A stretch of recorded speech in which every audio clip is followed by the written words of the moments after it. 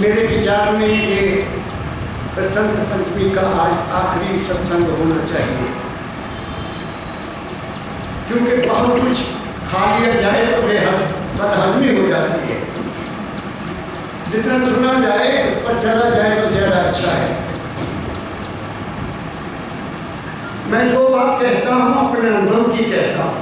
मैंने जो देखा है, जो दाता के दरबार में बैठकर बाबा फकीर से चरणों में बैठकर अपनी झोली में पाया है।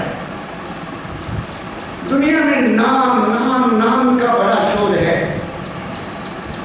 जगह जगह पर नाम दिया जाता है, लेकिन वो नाम नहीं है। मैं ये कहना चाहता हूँ, पहली बात तो ये है कि जो संत मत का नाम है, गुरु मत का नाम है, उसकी दुनिया अधिकारी नहीं है। दुनिया को दुनिया चाहिए, इसलिए स्वामी जी महाराज ने कंडीशन लगाई है। कंडीशन है, नाम किसको मिलना चाहिए? विषयों से जो होए उदासा, परमार्थ की जामन आशा, धन संतान प्रीत नहीं जाके, खोजत फिरे साधु गुर जाके। जिसको दुनिया की किसी चीज की डिमांड नहीं है, जो संतुष्ट है, आत्म संपन्न है, केवल वो उस नाम का अधिकारी है। जिसको कोई चिंता है, फिक्र है, डर है, भय है, वो इस नाम का अधिकारी नहीं है। पहली बात। लेकिन नाम तो ऐसे दिया जाता है, सुबह जाओ दोपहर को नाम लेकर आ जाओ, वो तुम्हारा बेड़ा पार नहीं करेगा। दूसरी बात, संत मत में केवल 5 नाम दिए जाते हैं। गुरु मत में 5 नाम क्यों दिए जाते हैं? कि हमारे इस जगह का पर 5 केंद्र है। 5 केंद्र है यहाँ, हमारे यहाँ। पहला है सहस्त्र कमल, दूसरा है त्रिकुटी, तीसरा है सुन, चौथा है महासुन और 5वां है भंवर गुफा। ये 5 स्थान हैं, यहाँ संतों ने बताए हैं और मैंने इनका अनुभव नहीं किया। मैं केवल उस नाम का अनुभव किया जिस नाम को तब मेरे परम दयाल जी महाराज ने मेरे मस्तक पर हाथ रखकर मुझे दिया था। और वो शरीर, मन और आत्मा से ऊपर का नाम है। वो मेरे घर का नाम है, वो मेरे घर का नाम है। क्योंकि स्वामी जी महाराज ने अपनी वाणी में पहला शब्द जो लिखा, राधा स्वामी नाम जो गाए सोई तरे। राधा क्या कहा, शुरू में क्या कहा है? राधा स्वामी गाय कर जन्म सफल कर ले, यही नाम निज नाम है, मन अपने ध्यान दे। ये तेरा नाम है। राधा स्वामी नाम जो गाए सोई तरे, कर क्लेश सब नाश, सुख पावे और दुख हरे। ऐसा कहा गया। उसको सुख मिलता है क्योंकि उसको अपने नाम का पता लग जाता है। और सुख मन से परे है। जब तक हम मन में हैं वहाँ सुख दुख है।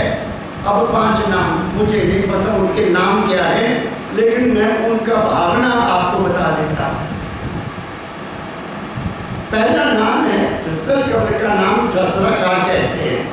सहस्त्राकार उसका स्थान है सहस्त्र कमल। ये जगह जहाँ हर वक्त खास खास ख्याल तुम्हारे, संस्कार तुम्हारे, विचार तुम्हारे यहाँ उत्पन्न होते हैं। यही होते हैं ना, यही सब ख्याल पैदा होते हैं। इसलिए सैकड़े पंखड़ियों वाला कमल का फूल कहा गया है। यहाँ से ख्याल पैदा होते रहते हैं। नींद में आपका सफर शुरू हो जाता है, गहरी नींद में मन ही नहीं रहता।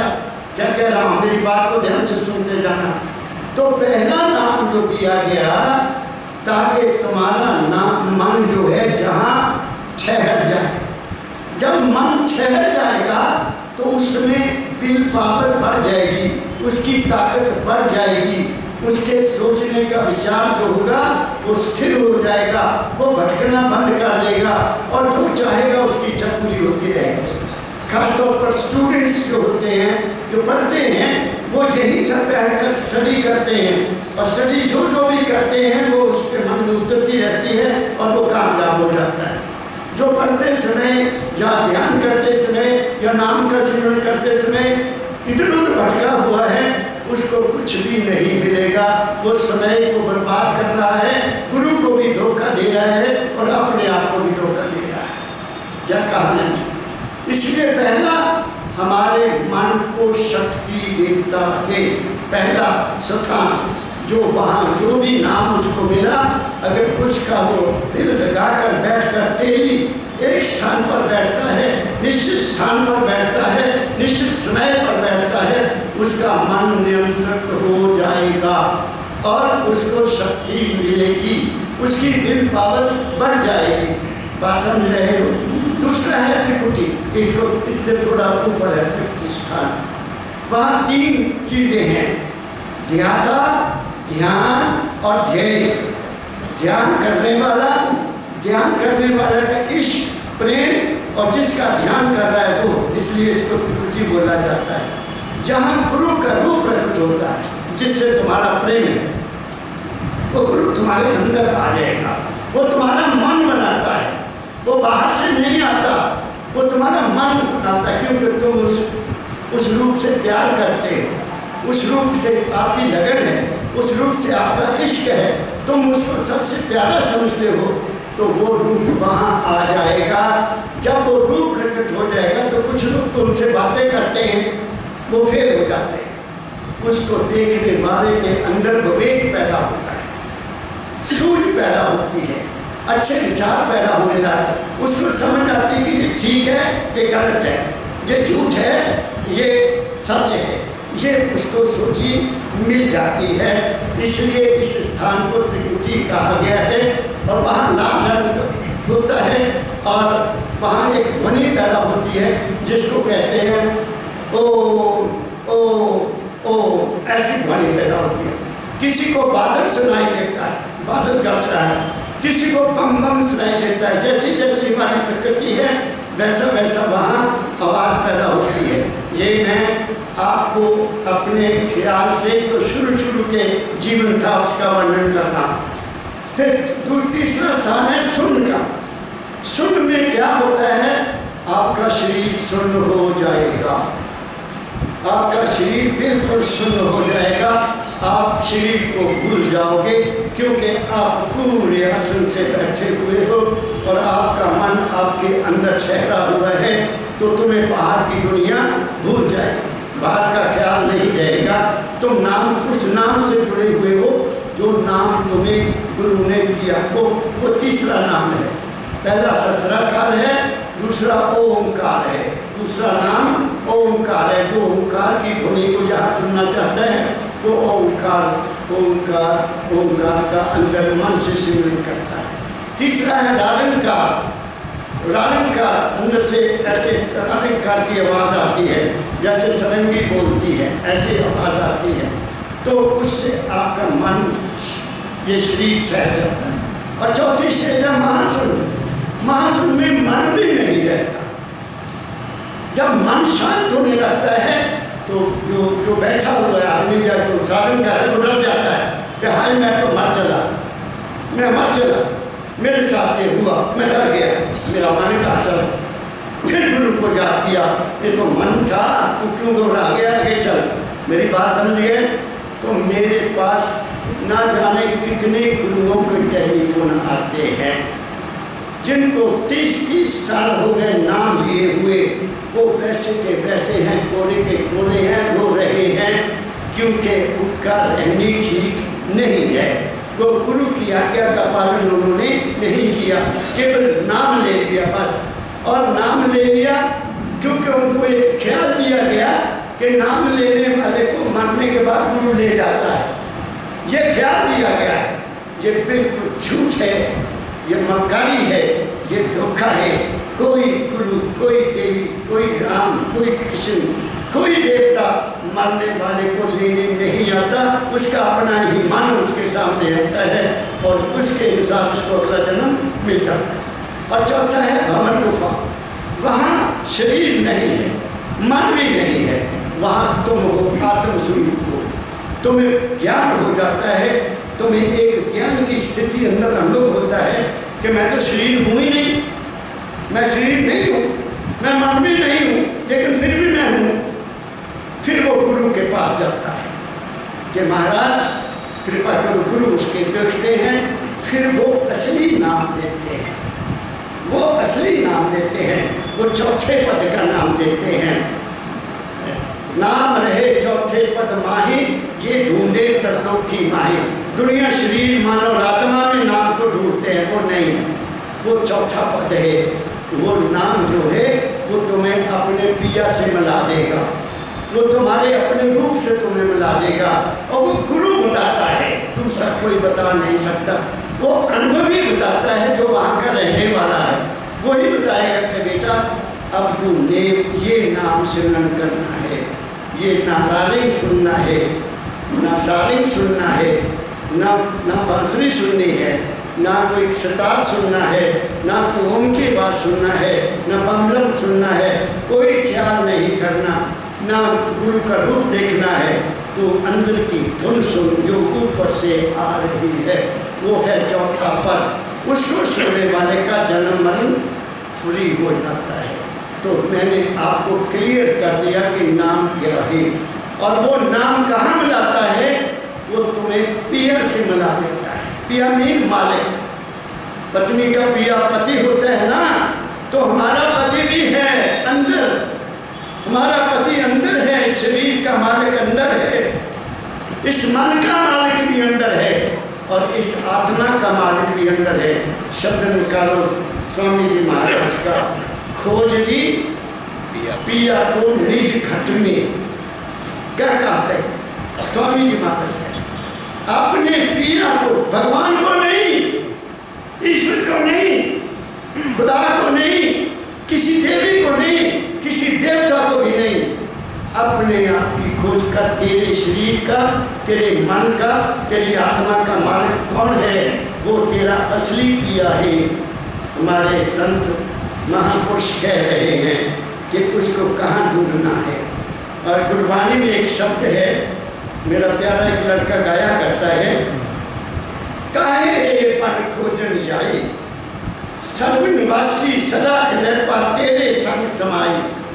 वो सब जगह रहने वाला जो है वो तेरे अंदर रहता है। कैसे कैसे रहता है, आगे भी लिखा, पुष्प मध्य ज्यों बास बसत है, जैसे फूल में खुशबू ऐसे वो तुम्हारे अंदर है। कुकर माहे चिरसाई, जैसे शीशे में तुम्हारा रूप नजर आता है, वो ऐसे तुम्हारे अंदर है। इसलिए घट ही खोजो भाई, अपने अंदर खोज करो उसकी। बाहर क्यों जाते हो, क्यों भटक रहे हो, क्यों धक्के खा रहे हो, क्यों लाइनों में लगते हो, मुझे नहीं पता।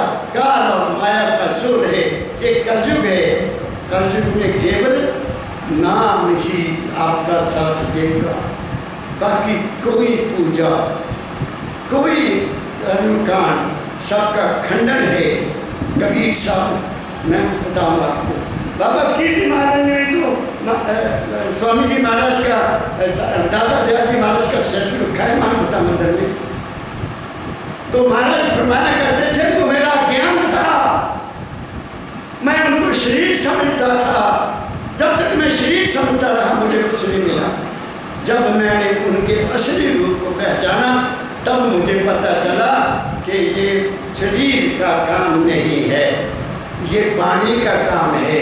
इसलिए दाता दयाल जी महाराज ने बाबा फकीर को लिखा, तू तो आया नारदही में धर फकीर का भेषा। ये ड्यूटी लगाई दाता दयाल जी महाराज ने, बाबा फकीर जी महाराज मेरे सतगुरु, तू तो आया नारदही में धर फकीर का भेषा, दुखी जीव को अंग लगा के ले जा गुरु के देश। अब आम आदमी ये समझता है कि बाबे का हाथ पकड़ लो, बाबे का कपड़ा पकड़ लो, कागज यही है ना, और तो कोई नहीं। बाबा फकीर जी महाराज कहते हैं, आप इतने लोग हैं, मेरा हाथ पकड़ोगे, मेरी उंगली पकड़ोगे, मेरी टांग पकड़ोगे, मैं तो दब जाऊंगा। ये मेरा अंग नहीं है, मेरा अंग मेरी वाणी है। वाणी जो मैं कहता हूँ, जो उस पर चलेगा वो ही पार जाएगा। मेरी पूजा से तुम पार नहीं जा सकते, मेरी आरतियाँ करने से तुम पार नहीं जा सकते, मुझे कपड़े देने से भी तुम पार नहीं जा सकते, तुम फूलों के हाथ चढ़ाते जाओ, तुम पार नहीं जा सकते। मुझे धन दे दो, तुम पार नहीं होगे। गुरु को कुछ नहीं चाहिए। गुरु को क्या चाहिए? गुरु को कुछ नहीं चाहिए। शिष्य को ये चाहिए गुरु को सब कुछ दे, लेकिन गुरु को ये चाहिए शिष्य का कुछ ना दे। वो कुछ एक दिन की मैं आपको बात सुनाता हूँ। मैं घर में बैठा, बच्चे बैठे थे, तो बात चल रही थी यही, शिष्य को ये चाहिए गुरु को सब कुछ दे, गुरु को ये चाहिए शिष्य का कुछ न ले। तो मेरी बहू रसोई में थी, बहुत समझदार है, वो बाहर आई, कहते डैडी जी नहीं, आजकल ये नहीं चलता। आजकल गुरु कहते हैं तेरा तुझ में कुछ नहीं, मेरा मुझको दे। तेरा तुझ में कुछ नहीं, मेरा मुझको दे, मेरा मुझको सौंप दे, क्या लागे तेरा, ऐसा क्या तेरा क्या लागे, दे दो, मेरा ही है सब कुछ, धन भी मेरा है, तेरा परिवार भी मेरा है, तो मेरे को दे दे। तेरे इसलिए बड़े बड़े बन गए हैं। क्या कहा मैंने? बाबा फकीर जी महाराज को 1962 में, 1962 की मैं बात सुना रहा हूँ, फिर मैं आगे चलूँगा। मैं उस वक्त हाजिर था, मैं MA का स्टूडेंट था। तो जितने भी सत्संगी महाराज के बहुत क्लोज थे, सरदार लाल सिंह जी, सरदार अमरजीत सिंह जी, मास्टर मोहन लाल, हमारा नारायण दास, ये सभी महाराज को घेर कर बैठ गए। मैं वहाँ था क्योंकि मैं 1956 से लेकर महाराज जी के साथ जुड़ा हुआ था, और मैं कोई संडे खाली नहीं जाने देता था, क्योंकि मैं होशियारपुर में पढ़ता था, वहीं रहता था। तो सबने कहा पिताजी आपका इतना ऊंचा ज्ञान ये तो खत्म हो जाएगा, कोई केंद्र बनाए। जब तक केंद्र नहीं होगा आपकी शिक्षा सुरक्षित नहीं रह सकती। तो बाबा फकीर जी महाराज ने कहा मेरे पास कोई पैसा नहीं है, ना मैं किसी से मांगूंगा कि मानवता मंदिर जा मंदिर बना दो, जा कोई डेरा बना दो, तुम्हारी इच्छा है बना दो। तो सेठ दुर्गादास जो उनके साथ बसरे बगदाद में नौकरी किया करते थे और दादा दयाल जी महाराज के वो भी शिष्य थे, उन्होंने 22,000 रुपया उसी वक्त वहाँ रख लिया। महाराज ये तो 22,000 रुपया मैं देता हूँ। और नारायण दास जो महाराज की सेवा किया, वो कहता बाकी मैं दे दूँगा। तो एक ज़मीन देखी गई रोड के ऊपर, वहाँ गोभी लगती थी, एक कुआं भी था, मैं वहाँ से गोभी कई बार खरीदी। तो वहाँ जाकर देखा तो सरदार कहता मैं सारी बेचनी है। तो 22,000 में वो पूरी नहीं हुई, तो बाकी का स्थान नारायण दास ने खरीदा, उसका घर में ही बना है मंदिर में, जो लोग गए वो देखते होंगे, तब बना था मानवता मंदिर। और आज ब्रह्मदयाल जी की कृपा से वहाँ 1,000 आ जाए, 2,000 आ जाए, सबका इंतज़ाम ठीक है। लाइब्रेरी में मैं कोशिश कर रहा हूँ कि सारी पुस्तकें जो मेरे दाता का ज्ञान है वहाँ इकट्ठा हो जाए।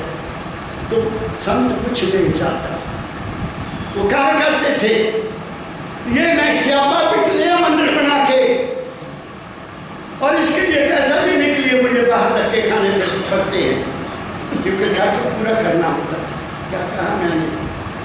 फिर भी वो कहते थे तुम्हारी मर्जी है, मंदिर को दो, तुम्हारी मर्जी ना दो, मेरा सत्संग अच्छा लगता है आओ, नहीं आना ना आओ। इतना महान संत मैंने दुनिया में जन्म में नहीं देखा, शायद 100 साल बीते ही देखूंगा। क्या कहा मैंने? ये है स्वामी जी महाराज। स्वामी जी महाराज ने अपने प्यारे शिष्य राय सालग्राम साहब जी महाराज को सतनाम का नाम दान दिया। ध्यान से सुनना। उनको कहा बच्चा तू सतनाम का सिमरन करना।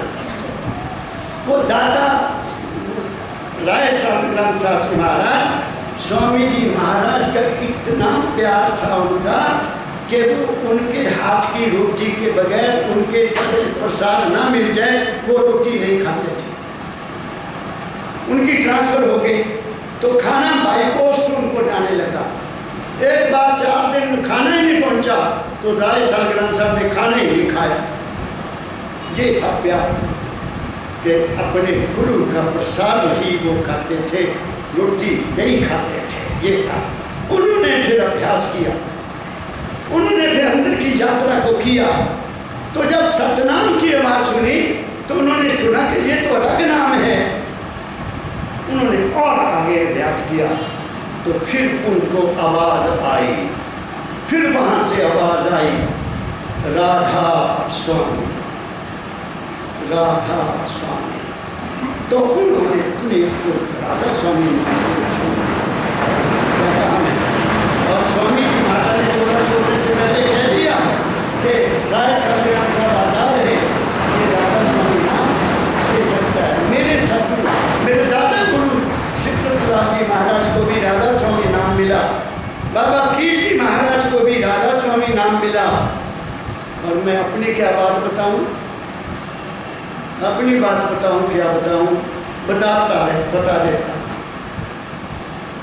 1959 3 साल के बाद मैं किसी जगह बैठा पढ़ रहा था, ध्यान में मगन था, लिख रहा था। BA फाइनल का पेपर होने थे। मैं लिखे जा रहा हूँ। जब थक गया तो आंखें बंद कर दी, पिताजी को याद किया, दादाजी को याद किया। अंदर से एक जज्बा उठा कि अभी जाना है माँ बाप जी के दर्शन करने के लिए। किताबें वहीं छोड़ी, घर आया, साइकिल उठाया, कुछ पता नहीं कि मैं क्या करने जा रहा हूँ, कहाँ क्यों जा रहा हूँ। गर्मी का मौसम, मई का महीना, उस वक्त 5 साढ़े 5 बजे होंगे। और साइकिल जाके रेलवे मंडी के सामने महाराज जी के 18 नंबर के सामने खड़ा कर दिया और घंटी बजा दी। कुछ पता नहीं मैं क्या कर रहा हूँ, घंटी बजा दी। परमदयाल जी महाराज उस वक्त हुक्के में अपने चिलम में आग डाल रहे थे। मेरे सदगुरु बाबा के हुक्का पीते थे ना, तो आग डाल रहे थे। बाएं हाथ में उनके चिलम है, हुक्के वाली चिलम, और उठकर ऐसे ही आ गए, चिलम हाथ में ही है। और आकर दरवाज़ा खोला। जैसे ही दरवाज़ा खोला मैं रो पड़ा। मैंने कहा पिताजी मुझे माफ़ कर देना, मुझसे रहा नहीं गया, मैं आपके केवल दर्शन करने के लिए आया हूँ। मैं तड़प रहा था, मुझे नहीं पता, मैं आ गया, मुझे माफ़ करना, मैंने आपको डिस्टर्ब किया। पिताजी कुछ नहीं बोले, आगे आए और आगे मेरे सामने ऐसे खड़े हो गए। इस हाथ में चिलम है, ये उंगली उठाई और मैंने यहाँ रख ली, बच्चा तेरा गुरु तेरे अंदर है, इस नाम का सिमरन करना है और बेड़ा पार हो जाएगा। बात खत्म हो गई। इसलिए दादा कहा करते थे नाम दिया नहीं जाता, नाम लिया जाता है। तो मांगने जाते हो, मैं तो नाम मांगने नहीं गया, रहम का दरिया बह गया, सागर में लहर उठी और मेरे को उन्होंने पकड़ लिया। क्या कहा मैंने? इसलिए 1970 में जब मेरे पास धर्मशाला बाबा जी आए तो ऊपर से उतर गाड़ी ऊपर चले गई, तो नीचे आ रहे थे। मैं सुबह से बैठा इंतज़ार कर रहा हूँ, देखता हूँ कब सोटी खड़कती है। दोपहर का खाना बना पड़ा है, लेकिन महाराज जी नहीं पहुँचे। उस वक्त टेलीफोन होते नहीं थे, ना सेल फोन होता था। तो 3 साढ़े 3 बजे सोटी सड़क पर लगी, टक टक की आवाज़ आई। महाराज जी आ गए। मैं दौड़ा, ऊपर को दौड़ा, ऊंचाई थी। महाराज जी आ रहे हैं, जाके चरण पकड़े, साथ हो दिए, यहाँ कंधे पर हाथ रखा। बच्चा तुम्हें नहीं पता तेरे पास मैं क्यों आता हूँ। क्या कहा मैंने? मुझे अब पता लगता है कि वो मुझे चिजल करने आते थे। चिजल जानते हैं? खड़त करने आते थे, मेरे मन की खड़त करने आते थे, कोई कमी नहीं छोड़ी। ना दुनिया की कमी छोड़ी और ना दीन की दुनिया छोड़ी। जब गुरु मेहरबान हो जाता है, तुम्हारी चिंताएं खत्म हो जाती हैं, तुम्हारे काम अपने आप होने लग जाते हैं और तुम उसके हो जाते हो जो सर्वव्यापक है, जो सर्वव्यापक है। इसलिए कहा गया है, जग में कैसे रहो, जल में जैसे कमल नरालम, मुर्गा भी निशानी है। इंसान कैसे रहता है? जल में कमल का फूल। मुझे कहा करते थे, जो भी कमल बना नहीं है बेटा बन जाएगा। पानी में गंदा रहता है लेकिन उसके ऊपर पानी पड़ता नहीं है, वो गीला नहीं होता। मुर्गा भी एक जानवर है, वो डुबकी लगाती पानी में फिर उड़ जाती है, उसको पानी का असर नहीं होता। इसलिए कहा संतों ने, जग में कैसे रहना, जग में जल में जैसे कमल नरालम, मुर्गा भी निशानी है। सुरत शब्द भवसागर तरिए, नानक नाम बखानिए। सुरत को उस शब्द के साथ लगाना है, मन के साथ नहीं लगाना, आँखों के साथ नहीं लगाना, कान के साथ नहीं लगाना, जबान के साथ नहीं लगाना, तरह तरह की वाणी में भटक नहीं जाना। तुम्हारे अंदर वाणी है, उसको पकड़ने की कोशिश करो। इसलिए पिया को कैसे मिलना है? पढ़ो शब्द।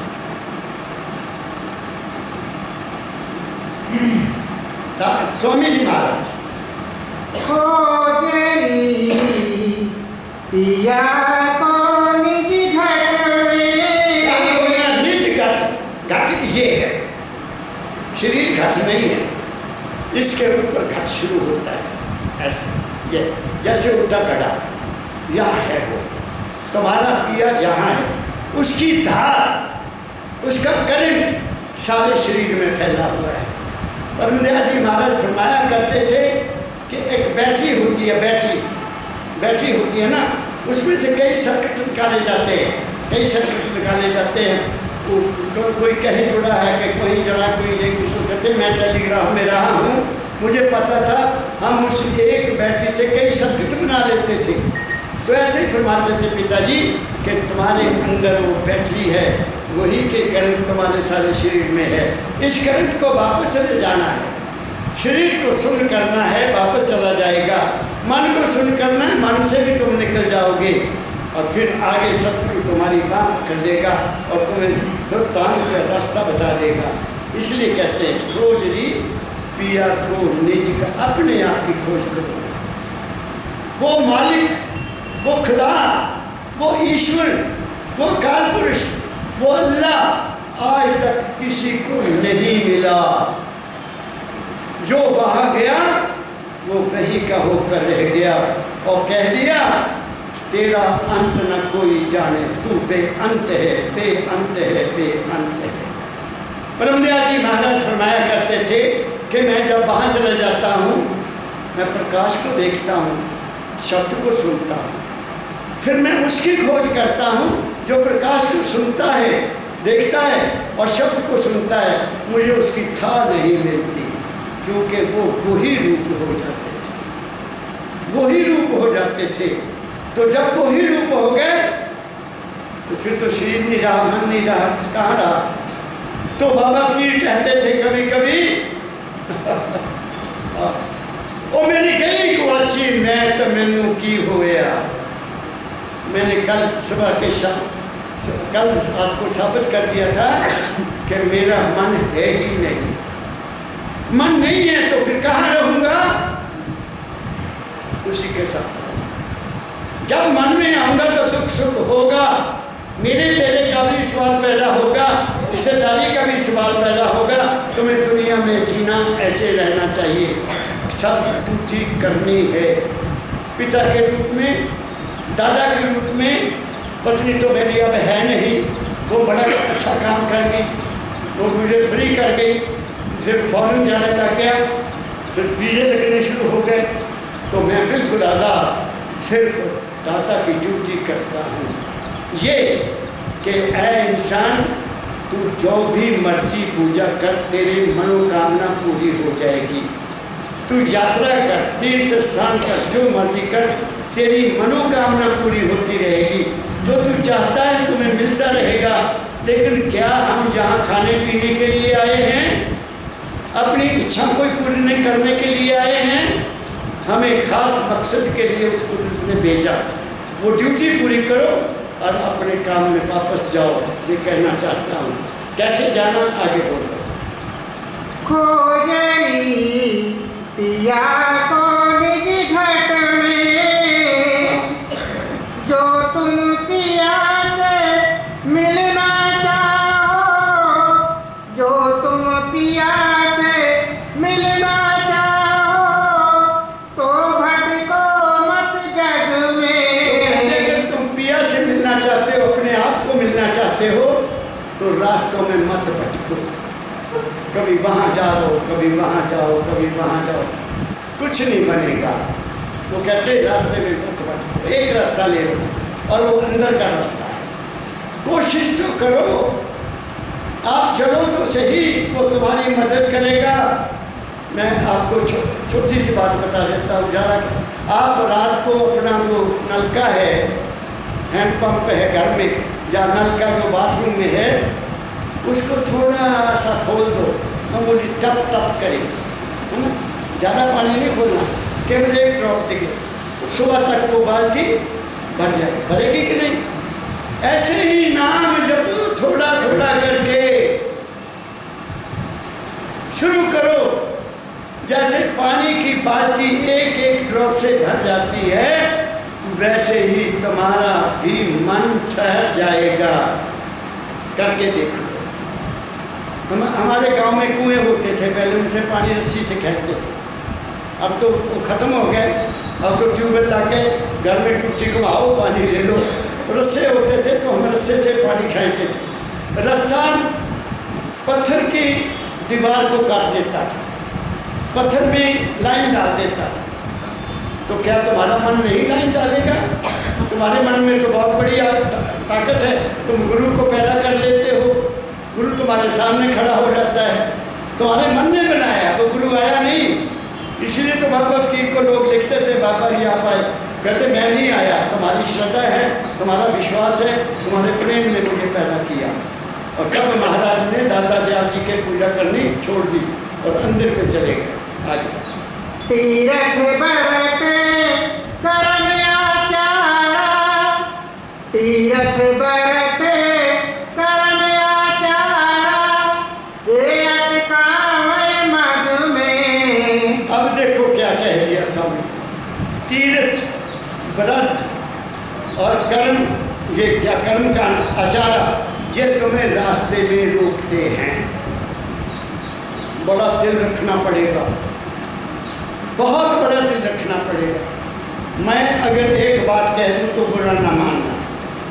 ये जितने स्थान हैं, ये आय का साधन है, आय का साधन है, धन इकट्ठा करने का साधन है। तुम्हें वहाँ से मानसिक शांति नहीं मिलेगी। क्या कहा मैं बल्हारी जाता हूँ गुरुद्वारों के, मैं बल्हारी जाता हूँ संतों के, जो लोगों के लिए जब वो तकलीफें होते हैं लंगर लगा देते हैं। आपने देखा नहीं, कोरोना टाइम में महापुरुषों ने लंगर लगाए, गुरुद्वारा प्रबंधक कमेटियों ने लंगर लगाए। हर इंसान को वहाँ खाने का अधिकार था।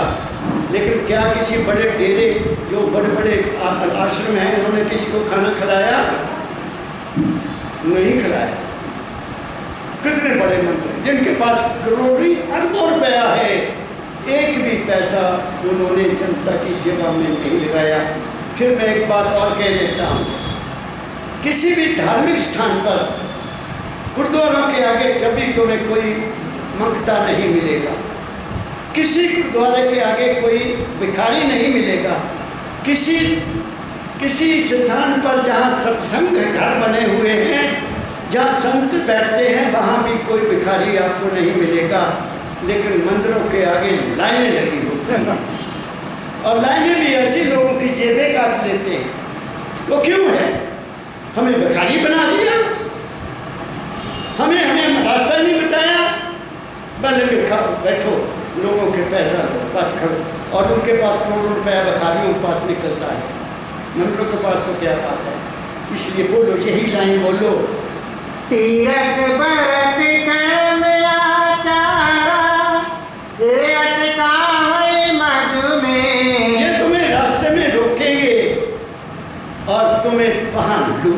मैं एक बात कहूँ, अपनी देखी बताता हूँ।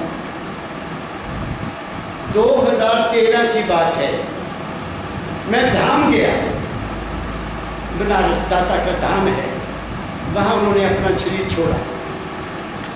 तो मेरे साथ दो गाड़ियाँ थी। मैं सुल्तानपुर ज़िला से चला गया था वहाँ। तो मुझे जो मेरे साथी कहने लगे, महाराज यहाँ एक बहुत बड़ा मंदिर है। मैं कहा नहीं, कबीर साहब के धर्म स्थान पर जाना चाहिए, वो संतों की जगह, वहाँ जाना चाहिए। कहते जी नहीं, पहले वो कोई मंदिर है बहुत बड़ा, क्या बनारस के काशी विश्वनाथ। हाँ, काशी विश्वनाथ। हाँ, ये नाम इनको पता, मुझे तो नाम भी नहीं पता। बहुत बड़ा मंदिर। तो गाड़ी, बात को सुनना ध्यान से, गाड़ी में हमने अपने जूते रख दिए। गाड़ी में दूर आधे किलोमीटर, पाँव में पत्थर चल पड़े। एक रोड क्रॉस की, दूसरी रोड, फिर आगे जाकर एक गली आ गई, उधर जाती जो मंदिर, उसमें कोई 12-13 दुकानें, इधर भी दुकान, इधर भी दुकान, उसमें कुछ नहीं, उसमें है कुछ नहीं। वहाँ हार रखे हुए हैं, नारियल रखे हुए हैं, कुछ ये जो डूने होते हैं, डूने का इसके पत्तों के, वो रखे हुए हैं, और गड़बी और बाल्टी रखी हुई है। बाल्टी में पानी है, गड़बी भरकर रखी हुई है। हम 6-7 जने, वो उसमें गड़बी उठाई, हाथ धो लो जी, हाथ धो लो। मैं कहा भाई हम तो सुबह नहा के आए हैं, मंदिर के दर्शन करने हैं, नहाने की क्या जरूरत है? तो कहता नहीं जी नहा। मैं कहा नहीं, हम नहीं हाथ धोएंगे, हम नहीं हाथ धोएंगे। इधर वाला आ गया, मैं कहा नहीं धोएंगे। फिर अगले वाला आ गया। हमने 6-7-8 दुकानें तो छोड़ दी। जो जब आखिरी दूसरी दुकान रह गई, तो वो लड़का गड़बी लेकर मेरे सामने खड़ा हो गया। कहता जी हाथ धो लो। बिना हाथ धोए अंदर नहीं जाना चाहिए। मैं कह ले आ भाई, तू हाथ धो दे, ऐसे धो लिए। मैं कहा अब तो खुश है, ठीक है अब हम जा सकते। कहते लो जी, हाथ धो लिया, प्रसाद तो ले लो, हाथ धो लिया, प्रसाद तो ले लो, हार ले लो। मैं कहा मैंने नहीं लेना, मैंने तेरा प्रसाद भी नहीं लेना, मैं तेरा हार भी नहीं लेना, मैं श्रद्धा से जा रहा हूँ वहाँ मत्था टेकने के लिए। तो सामने पुलिस वाले खड़े। मैं कहा भाई साहब सब दिन दिहाड़े उठ रहे हैं, पर कुछ इनको बताओ कि मैं दिल से साफ जा रहा हूँ अंदर, तो मुझे कहते ये लो। वो गालियाँ निकालने लग गया। हम वहीं से वापस आ गए। मैं क्या, हमने जाना ही नहीं इस मंदिर में, जहाँ रास्ते में ही रुक रहे हैं, अंदर पता नहीं क्या हाल हो। तो ड्राइवर आया बाद में। ड्राइवर कहता महाराज जी आपने बहुत अच्छा किया, हम नहीं गए। मैं गया था, फिर मैंने क्या देखा, कहते इतना सा पत्थर है, बड़ा सा मोटा खड़ा है, बस वो कहता चलो आगे, पैसे रखो, चलो आगे, चलो आगे। कहते के बाद मैं बलहाने जाता हूँ धन्ना भक्त के, एक मामूली जात। उसने पंडित जी जब जाना उनके घर सेवा करने, पंडित जी की दान कुछ देने, महाराज क्या करते, मैं वही भोग लगा रहा था, ठाकुरों को भोग लगा रहा था। मैं खाना नहीं खाता जब तक भोग न लगा। कहता महाराज मुझे भी एक ठाकर दे दो, मुझे भी था। सच्ची कहानी है ये। तो तंग आ गया पंडित, फिर रोज ही ठाकर। अच्छा कहता गाय ले जा दान, तो तुम्हें मैं ठाकर दे देता हूँ। तो गाय लेकर आ गया। उन्होंने एक घर से पत्थर उठाया, दे दिया, यही है ठाकर। उसने आसन बनाया, आसन बना के उसको पत्थर को आराम से रखा, फूल चढ़ाए, और मैं गया शाम को आ गई रोटी, भोग लगा दो। कहते ले आओ, मैं भी भोग लगा के रोटी खानी। वो कहते खांदा पत्थर, खांदा रोटी।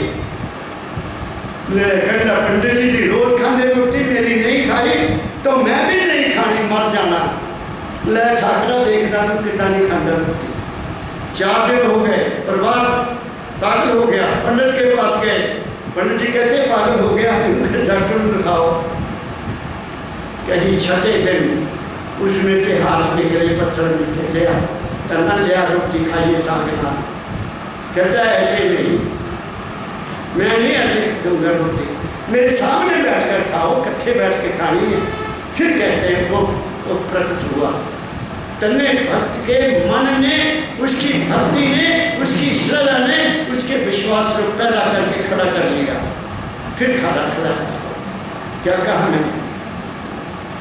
पत्थर को अगर भगवान मान लिया है तो फिर उसको भगवान के रूप में पैदा करो, वरना वो पत्थर का पत्थर ही रह जाएगा।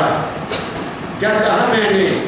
तुम मानो तो सही, हम तो मानते नहीं हैं, हम तो कुछ मांगने जाते हैं। मेरा ये हो जाए, मेरा ये हो जाए, मेरा। बाबा फकीर कहते थे मांगने वाले की कोई कदर नहीं करता। तुम्हारे घर कोई भिखारी आ जाए तो तुम उसको कहोगे 2 पैसे दोगे, चल भी चल आगे चल, तो खुदा भी तुम्हारी मनोकामना पूरा कर देता कि ये भिखारी इसको दे दो। ये यही फंसा रहे, जो मांगा दे देगा भगवान, ऐसी बात नहीं है। पत्थर को मांग लो, किसी वृक्ष को मान लो, किसी भी जगह को मान लो, देवी को। मैं किसी के अगेंस्ट नहीं हूँ, जिसको भी मानते हो एक को मानो, एक को, 10 को नहीं मानना। जिस घर में 10 फोटो लगी हुई हैं वहाँ शांति प्रेम नहीं होगा, वहाँ क्लेश रहेगा, वहाँ एकता नहीं हो सकती। ये मेरा तजुर्बा। एक ही साधे सब सदे, सब साधे सब जाए। हमने तो एक को पकड़ा है। मेरा और कोई खुदा नहीं है, मेरा कोई और अल्लाह भी नहीं है, मेरा और कोई ईश्वर भी नहीं है, परमेश्वर भी नहीं है, एक ही है, और वो है मेरा सतगुरु परम दयाल। मेरी बात समझ गए? मैं एक दफ़ा एक सत्संग में कह दिया था, मेरे तो हैं परम दयाल, दूसरा ना कोई। किसी संत को बड़ा दुख हुआ, जो बड़ा गुरु बन के बैठा हुआ था कि मेरे को नहीं मानता। अब मेरी बात समझ गए? तो क्या कहा, क्या करना है, आगे चलो। जब लगे सतगुरु मिले न पूरे, पड़े रहोगे अग में। अब स्वामी जी ने कंडीशन लगा दी कि जब तक तुम्हें कोई रियलाइज सतगुरु नहीं मिलेगा, वो तुम रास्ते में ही भटकते रहोगे। सतगुरु की पहचान गुरबाणी में लिखी है श्री गुरु अर्जन देव जी महाराज ने। सतपुरुष जिन विवेकिया, सतगुरु तिसका नाम। उस मालिक को जिसने जाना वो ही सतगुरु है, दूसरा हो नहीं सकता। सतपुरुष जिन विवेकिया, सतगुरु तिसका नाम, ताकि शिष्य उतरे नानक हरि गुण नाम। कहते उसके साथ लगकर इंसान पार हो जाएगा उस नाम के सहारे से। एक आगे फिर आगे लिखा, जीवा एक उस्तत अनेक, सतपुरुष है पूर्ण विवेक। पूर्ण विवेक, ये दुनिया कब ऐसा पैदा हुई, कैसे पैदा हुई, किस कारण पैदा हुई, और हम क्यों दुनिया में आए, हमारा ब्रह्मा क्या है, हमारा विष्णु क्या है, हमारा शिव कौन है और ब्रह्म कौन है, वो ज्ञान पूरा हो जाए तो इंसान उसको प्राप्त कर सकता है। मैं दूसरे शब्द में कहूँगा, ब्रह्मा भी तुम्हारे अंदर है, विष्णु भी तुम्हारे अंदर है, शिव भी तुम्हारे अंदर है, दुर्गा भी तुम्हारे अंदर है, और उनके स्थान भी निश्चित हैं। जो शास्त्रों ने लिखा है कि गणेश भगवान जिनकी पूजा करते हैं उनका स्थान उदा चक्र है, और ब्रह्मा का स्थान इंद्री चक्र है, विष्णु का स्थान हमारा नाभि है, और शिव का स्थान हमारा हृदय है, और शक्ति का स्थान हमारा ये कंठ है। तुम्हारे अंदर है सब कुछ। इसीलिए कहा है 21 पता नहीं कितने करोड़ देवता हमारे इस शरीर में हैं, मगर हम तो बाहर भटके हुए हैं। वो तुम्हारी सेवा में लगे हुए हैं। ब्रह्मा भी तुम्हारी सेवा में, विष्णु भी तुम्हारी सेवा में, और शिव भी तुम्हारी सेवा में। इसको ये टॉपिक बहुत लंबा हो जाएगा, कभी दादा जान ने फिर मौका दिया तो ये भी बात मैं खोल दूँगा कि वो क्या करते हैं और आपके साथ हैं, आपके अंदर है, बाहर नहीं। आगे बढ़ो। नाम सुधारस कभी न पाओ, नाम सुधारस कभी न पाओ, भरनो जोनी खग में। जब तक आप सतपुरुष के साथ नहीं मिलते, सतगुरु के पास नहीं बैठते, उनका ज्ञान नहीं लेते, तो तुम्हें नाम का रस नहीं मिलेगा, नाम रूपी अमृत नहीं मिलेगा और तुम पशु पक्षियों की जुनू में ही भटकते रहोगे, पड़ो रहोगे। जूनी खग में पक्षी, उसमें तुम भटकते रहोगे। अंतमता सुगता, अंतमता जहाँ भी तुम्हारा दिल लगेगा, जहाँ भी तुम्हारा मन टिका हुआ, अंत में तुम्हारा जन्म नहीं होगा, तुम बच नहीं सकते। ब्रह्मदयाल जी महाराज ने क्या कहूँ मैं, उन्होंने तो क्या क्या कह दिया, कोई भ्रम ही नहीं छोड़ा।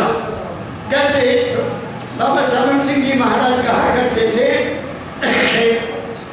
अरे तुम वहाँ जाते हो जो क्या नाम है, जहाँ गंगा के किनारे कौन सी जगह हो, हरिद्वार, हरिद्वार की मछलियों के तुम डालते हो, तुम्हारा जन्म वही होगा।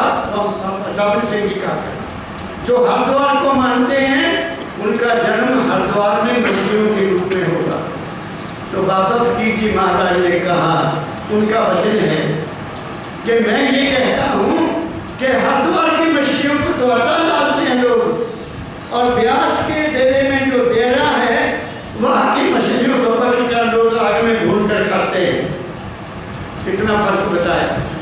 फिर कहा करते थे, अगर तुम होशियारपुर में अपने गुरु को मानते हो कि बाबा कोई ठेरा धारा रेलवे मंडी में रहते हैं, परंतु समय वही जुड़ गए हो, तुम्हारा जन्म होशियारपुर में ही होगा। जहाँ तुम्हारा मन लगा है वही तुम्हारा जन्म होगा। मेरी बात समझ रहे हो? मैं आपको सच्ची कथा भी, टाइम है, दो बजने तक बोल लूँ। हमारे होशियारपुर में एक जगह है, बहुत महत्वपूर्ण जगह, बहुत बड़ा डेरा, हर साल वहाँ मेला लगता है। वहाँ एक बहुत ऊंची कोटि के संत रहते थे और उनके डेरे में एक बेरी का वृक्ष था जिसके बहुत बेर मीठे होते थे, बहुत बेर मीठे होते थे। उनके पंजाब में लोग बहुत फॉरेन में रहते हैं, तो बहुत उनके सेवक थे जो विदेश में रहते थे। तो उनका एक परिवार विदेश जाना था, तो महाराज जी के पास से आशीर्वाद लेने गए। कहते महाराज जी हम जा रहे हैं, आप हमें आशीर्वाद दीजिए।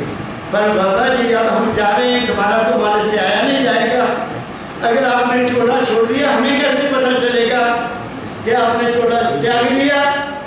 तो बाबा जी ने कहा, मेरे मानने वालों को उस वक्त आकाश में घंटियाँ सुनेगी, मेरे मानने वालों को आकाश में घंटियाँ बढ़ती हुई सुनेगी, तब आपने समझ लेना कि मैंने चोला त्याग दिया। अब अगली बात बहुत गौर से सुनना, मैं कुछ बात आंखों देखी भी बताऊंगा, आंखों देखी।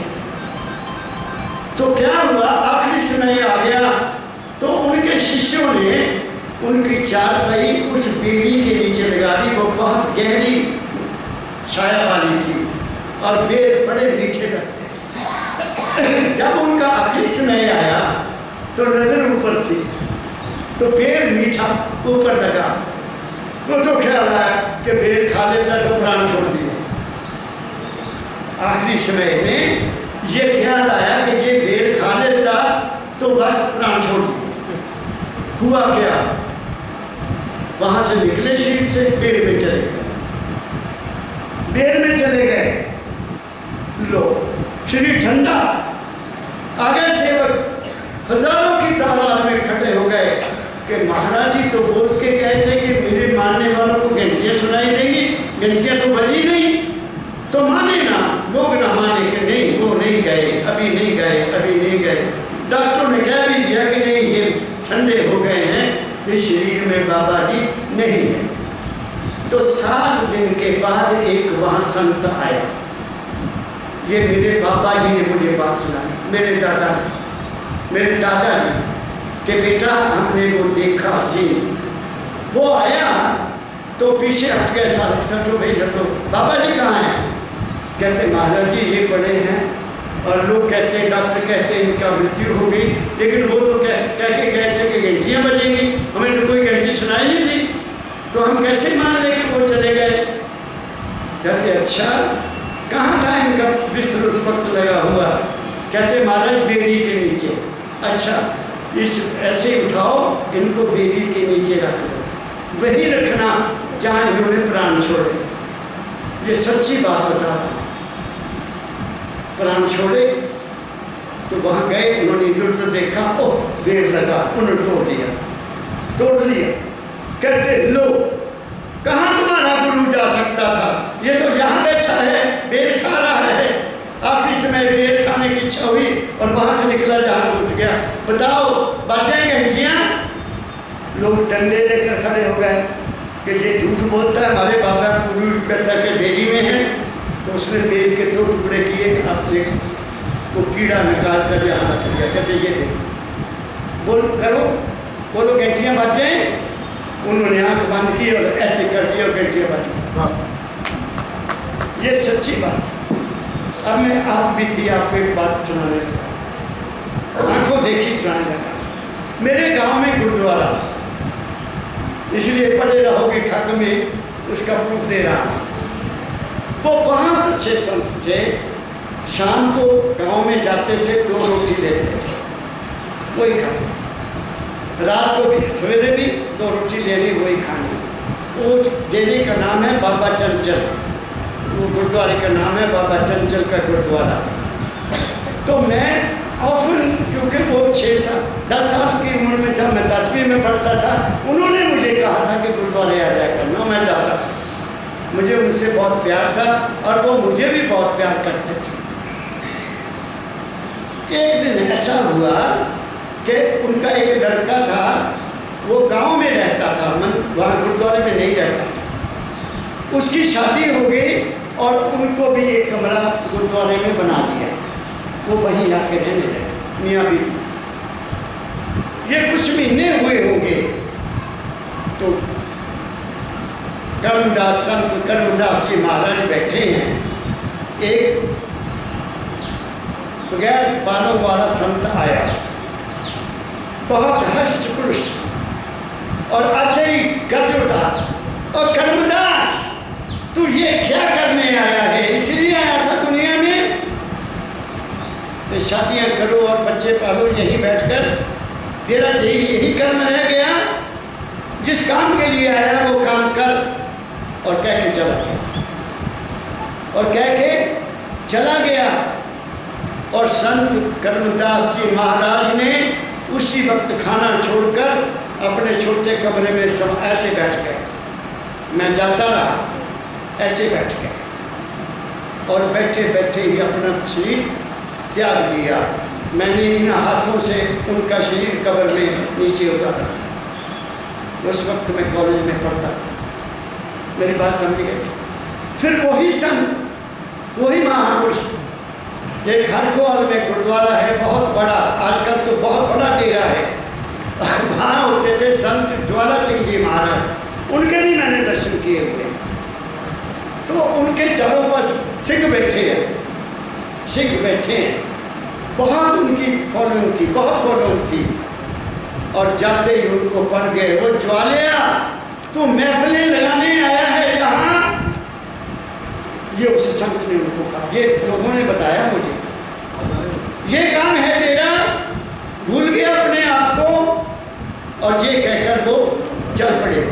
और जितने उनके शिष्य थे वो उनके पीछे दौड़े कि इसको वही मार दे, जंगल है साहब, मार देंगे, लेकिन वो कहीं मिला नहीं।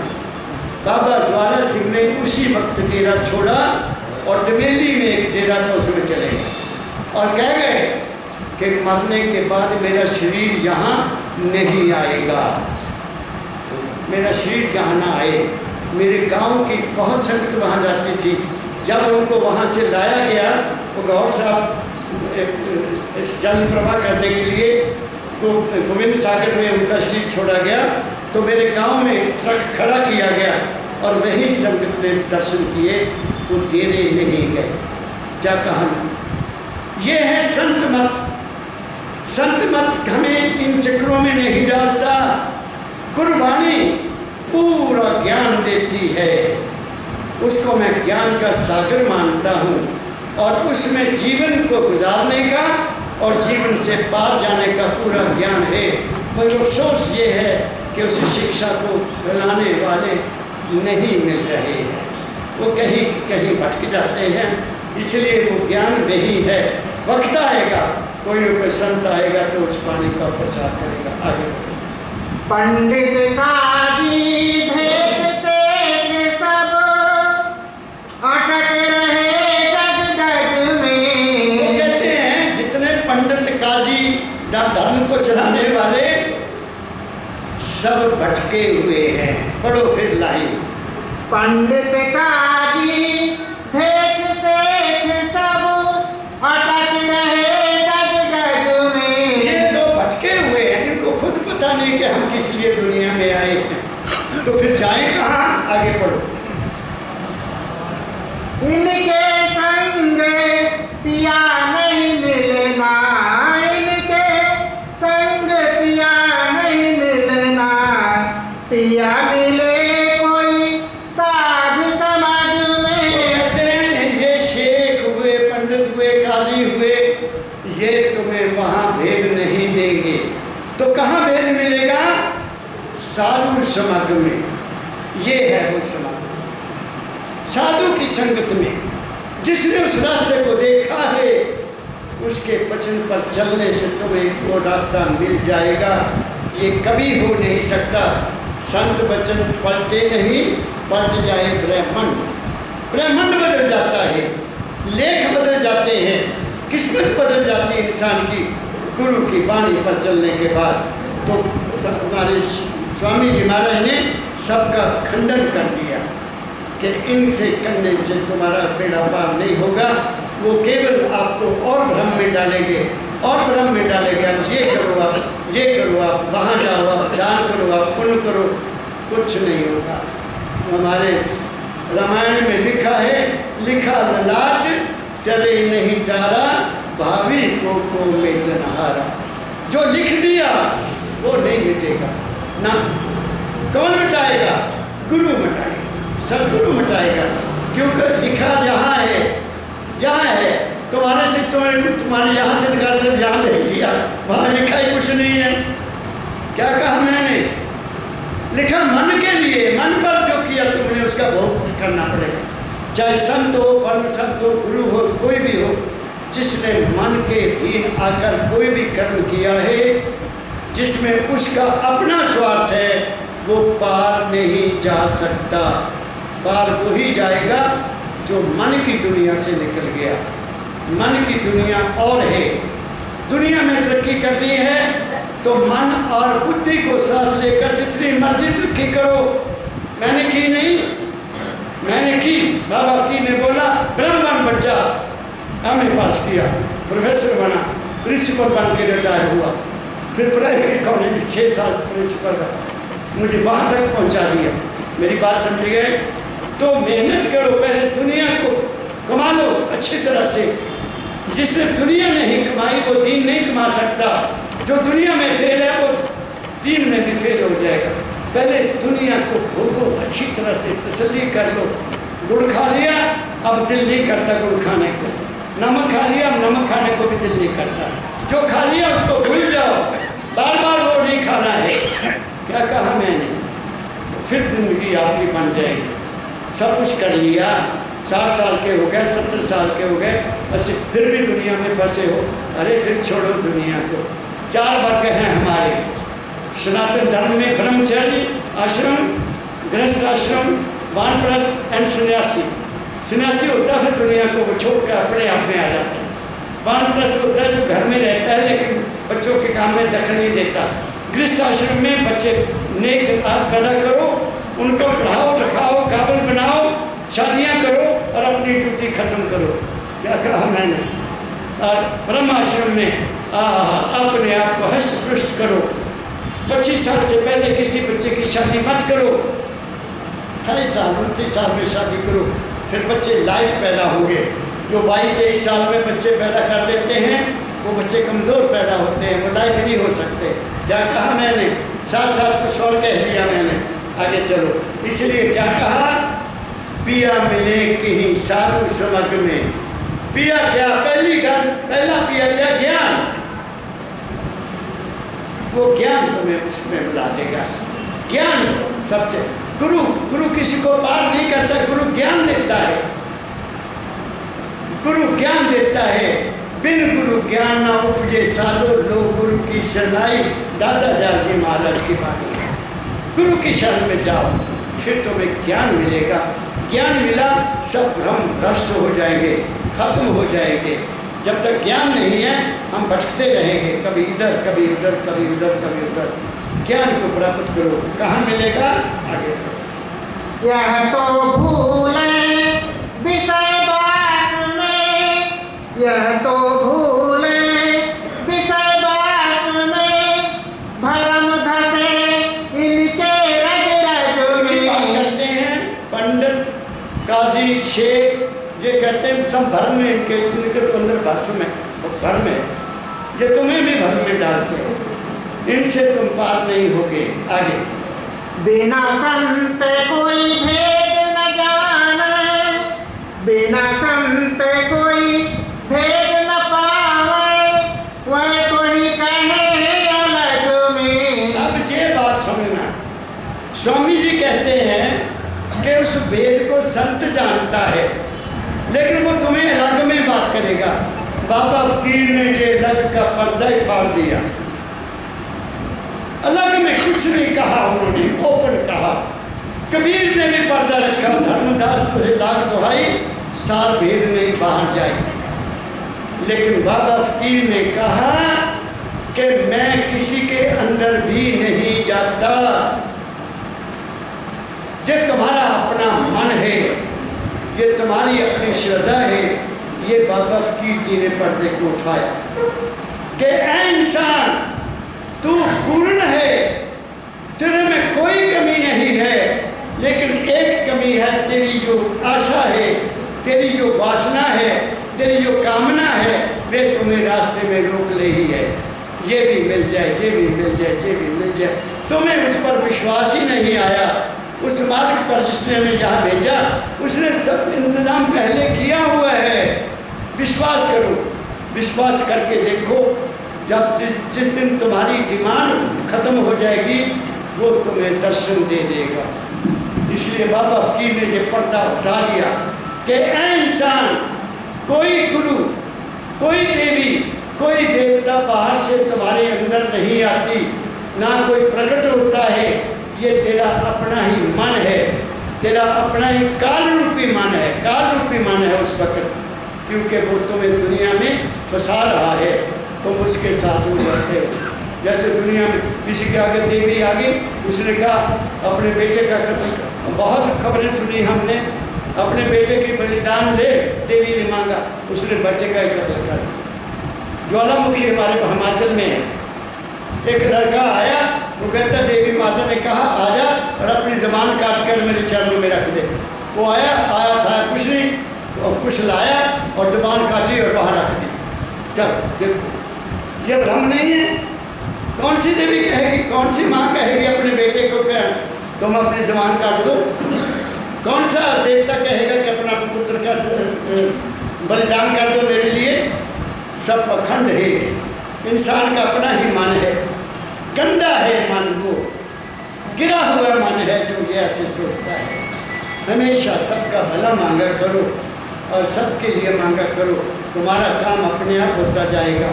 इसलिए संत कहते हैं, स्वामी जी ने कहा वो कौन देगा तुम्हें? संत देगा पेड़।